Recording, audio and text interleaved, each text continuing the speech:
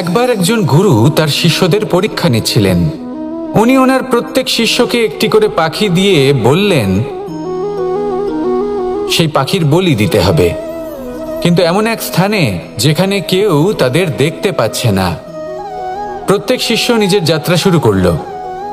কেউ ঘন বনে প্রবেশ করল, কেউ অন্ধকার গুহায় প্রবেশ করল, কেউ দূরে কোনো পর্বতের শিখরে পৌঁছে গেল।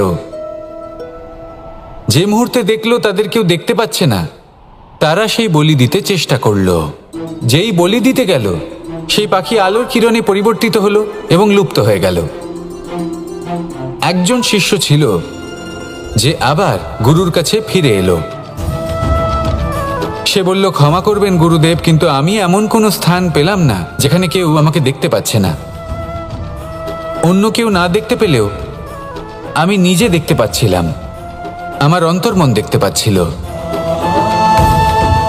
সেই শিষ্য বুঝতে পেরেছিল যে পরমাত্মার দৃষ্টি সবসময় তাকে দেখতে পাচ্ছে, আর ও কখনো অনুচিত কর্ম করতে পারবে না। আর শুধুমাত্র এই কারণে সেই শিষ্যই সেই পরীক্ষায় উত্তীর্ণ হলো। আসুন আর আমার সাথে ভালোবেসে বলুন, রাধা রাধা। আমরা সবাই ফল খাই, কিন্তু আমাদের সেই ফলই প্রিয় হয় যে পরিপক্ক হয়ে ওঠে, যেটা নম্র হয়, আর যে ফল অনেক বেশি মিষ্টি আর সুস্বাদু হয়ে থাকে, যাদের রঙে বাহার দেখা যায়। সেইভাবে জীবনে আমরা নানান মানুষের সাথে পরিচিত হই, কিন্তু সেই মানুষই আমাদের মন ছুঁয়ে যায় যারা বিনম্র স্বভাবের, যাদের বাণী খুব মধুর, যাদের অন্তরে আত্মবিশ্বাসের একটা তেজ, একটা রং দেখা যায়। এবার এমন ব্যক্তি আমরা কি করে হব? ঠিক সেইভাবেই যেমন একটা ফল রোদ, বর্ষা, শীত, বায়ু এই সকল সংকটময় পরিস্থিতির সম্মুখীন হয়ে পরিপক্ক হয়ে ওঠে, সেইভাবেই মানুষ সংকটময় পরিস্থিতির সম্মুখীন হয়ে পরিপক্ক হয়ে ওঠেন। যদি এই সংকটের সম্মুখীন হন তাহলে অভিজ্ঞ হবেন, আর এই অভিজ্ঞতাই শিক্ষা দিয়ে যাবে। এই অভিজ্ঞতা আমাদের শিখিয়ে দেয় যে আমাদের বিনম্র থাকতে হবে। অহংকার করে কোনো লাভ নেই। মধুর বাণীর যে কি মূল্য তা আমরা শিখতে পারি। এই অভিজ্ঞতাই আমাদের বুঝিয়ে দেয় যে উচিত অনুচিত কোনটা আমাদের দৃষ্টিভঙ্গি তৈরি করে, আর এই দৃষ্টিভঙ্গি দ্বারা আত্মবিশ্বাস জাগ্রত হয়। সেই জন্য জীবনে কখনো বিপদ থেকে দূরে পালাবেন না, সেগুলোর সম্মুখীন হন, অভিজ্ঞতা লাভ করুন, তার থেকে শিক্ষা লাভ করুন, এইভাবেই পরিপক্ক হবেন। আসুন আমার সাথে ভালোবেসে বলুন, রাধা রাধা। মানুষ বর্তমানে নিজের জীবন অতিবাহিত করেন, কিন্তু তার জীবনে অতীতকাল এবং ভবিষ্যৎকাল এই দুটোরই সমান গুরুত্ব রয়েছে। অতীতকাল অতিবাহিত হয়ে গেছে এবং সেটা জীবিত থাকে আমাদের স্মৃতি হিসেবে, এবং ভবিষ্যৎ হলো সেটাই যেটা আমরা শুধুমাত্র কল্পনাই করতে পারি। এবার অতীতের কিছু স্মৃতি এমন থাকে যা আমাদের কাছে আনন্দময় হয় না, তা কটু হয়, দুঃখজনক হয়, যন্ত্রণাদায়ক হয়। আমরা যা কিছুই করি তা বদলে ফেলতে পারবো না, কিন্তু ভবিষ্যৎকাল সেটা আমরা রচনা অবশ্যই করতে পারি, যদি আজ আমরা শ্রেষ্ঠ কর্ম করি।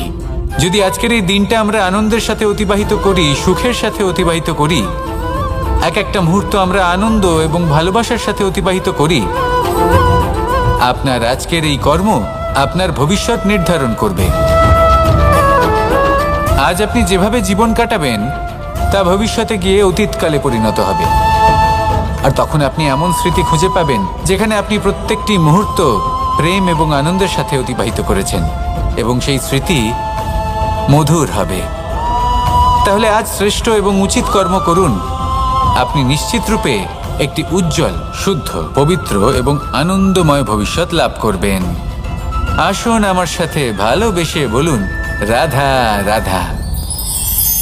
এই সংসারে অনেক অনেক এমন জ্ঞানী আছেন যারা নিজের সমস্ত জীবন জ্ঞান অর্জন করতে অতিবাহিত করেছেন। এই সংসারে এমন কোনো বেদ নেই, কোনো পুরাণ নেই, কোনো শাস্ত্র নেই, কোনো ভাষা নেই যা ওনারা জানেন না। এমন কোনো বিষয় নেই যা নিয়ে ওনারা কোনো বক্তব্য রাখতে পারবেন না। কিন্তু আমরা এই সকল জ্ঞানীকে কি ভালোবাসতে পারি? এনাদের সকলকে সম্মান করতে পারি না। কারণটা কি? দেখুন, বেদ পড়া একটি আলাদা বিষয়, বেদনা বুঝতে পারা অন্য ব্যাপার। এবং বেদনা বোঝার জন্য, সেই জ্ঞান লাভ করার জন্য আপনাকে মন থেকে করুণা এবং প্রেমের সঠিক অর্থ বুঝতে হবে। সামনের ব্যক্তির বেদনা বুঝতে হবে, তার যন্ত্রণাকে বুঝতে হবে। তারপর যে জ্ঞান আপনি অর্জন করেছেন বেদ থেকে, পুরাণ থেকে, শাস্ত্র থেকে, তা প্রয়োগ করে তার বেদনার নিবারণ করা, সেটা বেশি গুরুত্বপূর্ণ। সেই জন্য জীবনে শুধুমাত্র শাস্ত্র এবং বেদ পড়ে জ্ঞান অর্জন করতে সময় নষ্ট করবেন না। মন থেকে প্রেমের কি অর্থ সেই বিষয়ে জ্ঞান লাভ করার চেষ্টা করুন। করুণাও বুঝতে চেষ্টা করুন। একজন শ্রেষ্ঠ ব্যক্তি হয়ে উঠুন আর আমার সাথে ভালোবেসে বলুন, রাধা রাধা।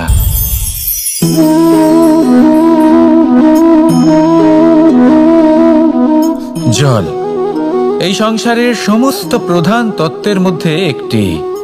এই জল যে কোনো জ্বালা দূর করে, আগুনকে নিভিয়ে দেওয়ার ক্ষমতা রাখে, অবিরল অবিচল ভাবে প্রবাহিত হতে পারে, একে কেউ বাধা দিতে পারে না।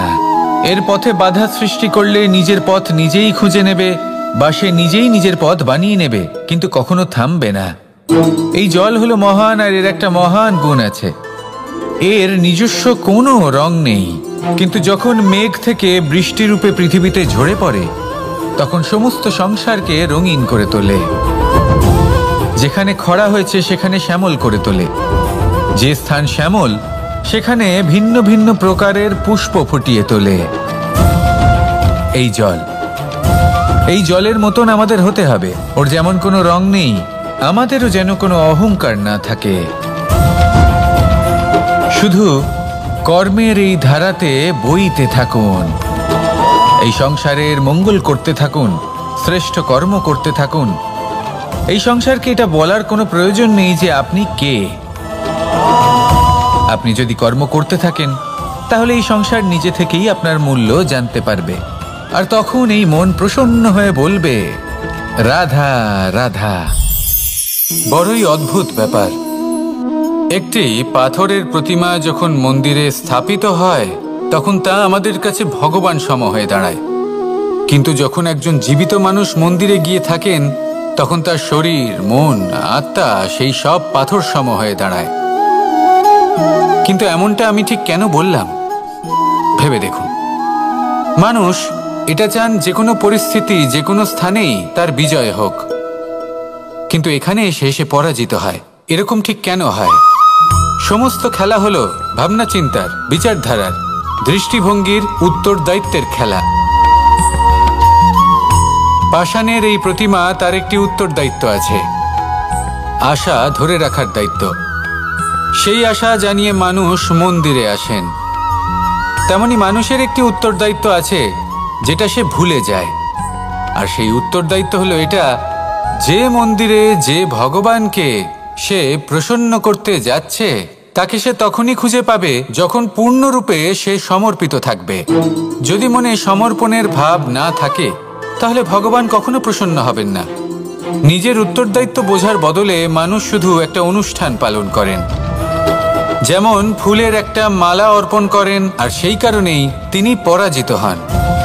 আপনি ফুলের মালা অর্পণ করুন, প্রসাদ অর্পণ করুন, কিন্তু মনের মধ্যে পূর্ণ সমর্পণের ভাব থাকা প্রয়োজনীয়।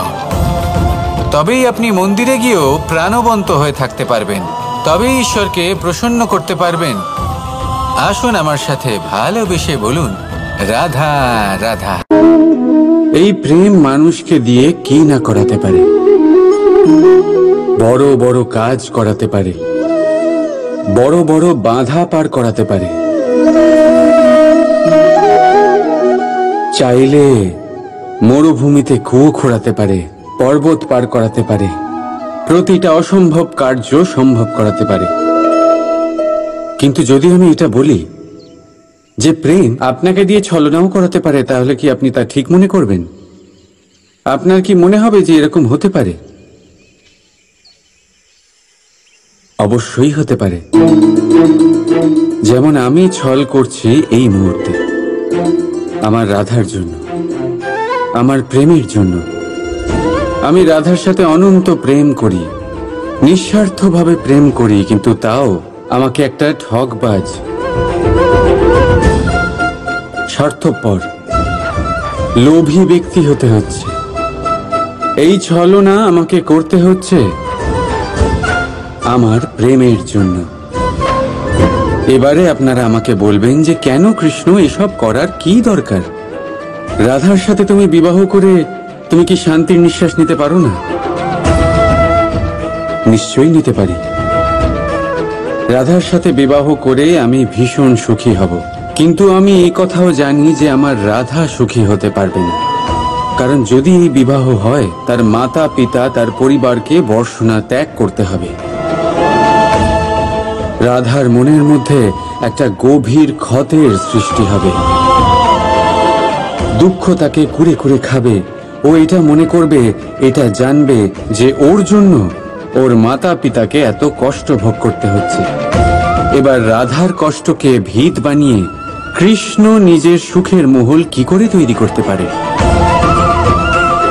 কারণ যাদের আপনি ভালোবাসেন শুধু তাদের ভাবনা নয়, আপনার প্রেমিক যাদের ভালোবাসে তাদের ভাবনার খেয়াল রাখাটাও আপনারই কর্তব্য। আর কখনো কখনো নিজের প্রেমকে উঁচুতে উঠতে দেখতে গেলে আপনাকে নিজেকে নিচে নামতে হবে। এমন কোনো কাজও আছে যা আপনাকে আপনার প্রেমের জন্য করতেই হবে। রাধা রাধা। মানুষ কতটা বিচিত্র হতে পারে। সব সময় স্বপ্ন দেখতে থাকে যে কাল আমি এটা করব, কাল আমি ওটা শুরু করব, কাল আমি ওটা সম্পন্ন করব। এই যে কাল শব্দটা, এই কাল অত্যন্ত বিচিত্র এক শব্দ। আমরা সবসময় এটাকে আসতে দেখতে পাই, কিন্তু এটা আসাতে বর্তমানে পরিণত হয়। আবার আজ নতুন কাল দেখতে পাই, তার জন্য অপেক্ষা করি, যখন সেটা সামনে আসে বর্তমানে পরিণত হয়। এই কাল সবসময় একটা মিথ্যে সান্ত্বনা দেয় যে সে আসছে, কিন্তু সে কখনোই আসে না। যেটা আপনার হাতে রয়েছে তা হলো আজ, বর্তমান। তাই যা করার আছে, যা সম্পন্ন করতে চান, যা শুরু করতে চান, আজ করুন, বর্তমানে করুন। কারণ আজ আপনি যা করবেন সেটাই আপনার ভবিষ্যৎ নির্ধারিত করবে। ভবিষ্যতের বিষয় ভাবতে থাকলে ভবিষ্যৎ সুন্দর হবে না। আজ কর্ম করতে হবে। তাই আজ বর্তমানে জীবনযাপন করুন, কর্ম করুন, আর আমার সাথে ভালোবেসে বলুন রাধা রাধা। পঞ্চম তত্ত্ব, আকাশ, নব, ব্যোম। আসলে কোনো ভ্রম নাকি সত্য? ভ্রম তো হতে পারে না, কারণ ভ্রমের মধ্যে কেউ বাঁচতেই পারে না। আর যদি সত্য হয় তাহলে এতটাই বিশাল যে আমাদের চোখের থেকে, আমাদের ইন্দ্রিয়ের থেকে, আমাদের মস্তিষ্কের থেকে, আমাদের চিন্তা ভাবনার থেকেও অনেক ঊর্ধ্বে, যাকে আমরা বুঝতেই পারি না। এটা যতটাই বিশাল আকার, ঠিক ততটাই সরল। এই আকাশ যতই অন্ধকারাচ্ছন্ন, ততটাই আলোর প্রকাশ প্রদান করে থাকে। দেখতে গেলে এ হলো জীবনের সঞ্চালক, কিন্তু যদি ক্রুদ্ধ হয়ে যায় তাহলে প্রাণ কেড়ে নিতেও দ্বিধা বোধ করে না। এই আকাশ শুধুমাত্র পৃথিবী লোক নয়, বরং এই সমগ্র ব্রহ্মাণ্ডকে, এই সমগ্র সৃষ্টিকে, এর প্রত্যেকটা তারাকে, প্রত্যেকটা গ্রহকে একটা বিশেষ স্থান প্রদান করে। এর নিজের কোনোই অস্তিত্ব নেই, কিন্তু সকলকে অস্তিত্ব প্রদান করে। এটাই হলো এই আকাশের মাহাত্ম্য। এই আকাশই হলো মাহাত্ম্যের প্রতিরূপ, যা আমাদের ভাবনা দ্বারা উৎপন্ন হয়। আপনিও আকাশের মতো এই বোধকে আপন করে নিন। আপনার জীবনও আকাশের মতন মহান এবং বিশাল হয়ে উঠবে। আর তখনই মন সুপ্রসন্ন হয়ে বলবে রাধা রাধা। আপনার থেকে বড়, আপনার থেকে মহান হলেন সেই গুরু। এটা কি আবশ্যক যে সেই গুরু কোনো ব্যক্তিই হবেন? কখনোই নয়। গুরু হলেন একটা তত্ত্ব, গুরু হলেন একটা শক্তি। গুরু একজন ব্যক্তি হলে শুধুই একজনই হতেন, কিন্তু তা নয়। গুরু হলেন একটা অনুভূতি, গুরু হলেন শ্রদ্ধা। গুরু তিনি যিনি আপনার ব্যক্তিত্বের পরিচালক হন। গুরু তিনি যিনি আপনার ব্যক্তিত্বের নির্মাতা হন। আপনি কখন, কোথায়, কোন স্থানে, কি রূপে গুরু লাভ করবেন আর কি শিক্ষা লাভ করবেন তা নির্ভর করছে আপনার মানসিকতার উপর, যে আপনি সকলকে কিভাবে আপন করে নিতে পারেন। যদি আপনি গুরুকে আপন করতে চান, জ্ঞানকে আপন করতে চান, তাহলে আপনার মধ্যে শ্রদ্ধা জাগ্রত করতে হবে, সামর্থ্য জাগ্রত করতে হবে। আপনি গুরু এবং জ্ঞানকে আপন করে নিতে পারলে তা এমনিই আপনাকে মহান করে তুলবে। তাহলে আসুন আর আমার সাথে ভালোবেসে বলুন, রাধা রাধা। এই সংসারে এমন কিছু মানুষ আছেন যাদেরকে আপনার ভালো লাগে, তারা আপনার প্রিয়। আমরা চাই ওনারা আমাদের কাছে থাকুন, আমরা ওনাদের কাছে থাকি। এবার সেই ক্ষেত্রে আমরা তাদের ভালো ভালো উপহার দেওয়ার চেষ্টা করি, কারণ ওনারা হলেন আমাদের প্রিয়। আর তার বদলে আমরা আশা করে থাকি যে ওনারা আমাদের একটু সম্মান করবেন। এবার এই মানুষজন যারা আমাদের প্রিয়, এদের আমরা একটা উপহার দিই। সোনা দিয়ে থাকি, আভূষণ দিয়ে থাকি, হিরে মুক্ত দিয়ে থাকি। কিন্তু যদি ভেবে দেখি, এই সব কিছুরই একটা মূল্য আছে। ভেবে দেখুন, আপনি কি তাদের এমন কোনো উপহার দিতে পারেন যা কিনা অমূল্য? তা এরকম উপহার কি হতে পারে? ঠিক বলেছেন আপনি, প্রেম। এই প্রেমই হলো অমূল্য, কারণ মন থেকে এর উৎপত্তি হয়। না চেয়ে পাওয়া যায় আর না ছিনিয়ে নেওয়া যায় এই ভালোবাসা। ঠিক এইরকমই হয় এই সম্মান। যদি সম্মান করো তাহলে মন থেকে এবং ভালোবেসে করো, ভয় পেয়ে নয়। মনে রাখবেন, যে মাথা ভয়ের দ্বারা নত হয়, বিরোধিতাও প্রথমে সেই করে থাকে। যে মাথা ভালোবেসে নত হয়, তা আপনার জন্য বলিদানও দিতে পারে। এই সংসারের সব থেকে বড় উপহার, সব থেকে বড় বরদান এই প্রেম এবং সম্মান। তাকে সম্মান করুন আর আমার সাথে ভালোবেসে বলুন, রাধা রাধা। কখনো কোনো চাতককে দেখেছেন? একটা চাতক বর্ষার জন্য অপেক্ষা করে। সেই বর্ষার জলে নিজের তৃষ্ণা নিবারণ করে, নয়তো সারা বছর তৃষ্ণার্ত থেকে যায়। ও আকাশের দিকে তাকিয়ে থাকে আর অপেক্ষা করে যে কবে বর্ষা হবে আর কবে আমি আমার তৃষ্ণা নিবারণ করব। সেখানে অন্যদিকে একটি কাক বা একটা পায়রা, এরা কি করে? যেখানে জল পায় পান করে নেয়, যেখানে খাবার পায় খেয়ে নেয়, আত্মীয় স্বজন বন্ধু বান্ধব যাকেই পায় তার সাথে সময় কাটায়, খাবার খায় আর চলে যায়। এবার এদের মধ্যে মিল কোথায় আর পার্থক্য কোথায়? দুজনের কাছেই ডানা রয়েছে, দুজনেই উড়তে পারে। এই আকাশ হলো ওদের, খাবারের দানা ওদের। পার্থক্য হলো তাদের অভিলাষার, পার্থক্য হলো তাদের আকাঙ্ক্ষার, পার্থক্য জীবন যাপনের ধরনের। এবার যত বেশি আকাঙ্ক্ষা থাকবে, যত দামি জীবনযাপন করার ইচ্ছে থাকবে, তত বেশি কষ্ট আপনাকে সহ্য করতে হবে। আবার অন্যদিকে জীবন যত সরল হবে, জীবন যাপন যত সরল হবে, সমস্যা ততটাই কম হবে। তাই সবসময় চেষ্টা করবেন আপনার মানসিকতা এবং আপনার জীবন যেন সরল হয়। ভালোবাসতে থাকুন। যদি কেউ আপনাকে ভালোবাসে, তাকেও আপনি ভালোবাসা ফিরিয়ে দিন। তাদের সাথে কথা বলুন, কিছু তাদের কথা শুনুন, কিছু নিজের কথা বলুন। দেখবেন সকল তাপ উত্তাপ দূর হয়ে গেছে। এটাই তো হলো জীবনের সারমর্ম।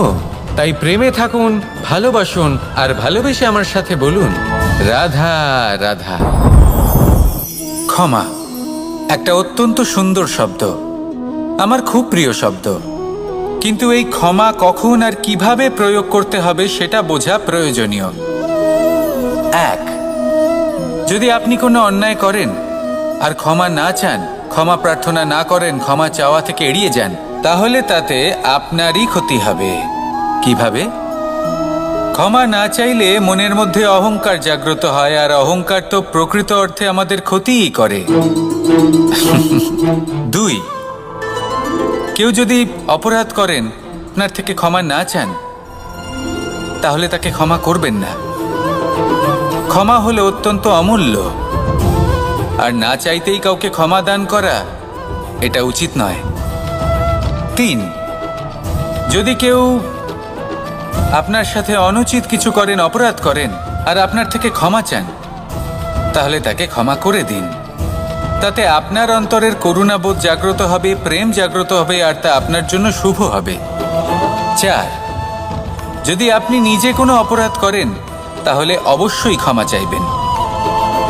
তাতে আপনারই লাভ হবে। কিভাবে? সামনের ব্যক্তি আপনাকে ক্ষমা করুক বা না করুক, আপনার অন্তরের অহংকার ক্ষীণ হবে, আর এই মন আরো নির্মল হয়ে উঠবে। এই ক্ষমা অত্যন্ত অমূল্য, ভেবেচিন্তে একে ব্যবহার করুন আর আমার সাথে ভালোবেসে বলুন, রাধা রাধা।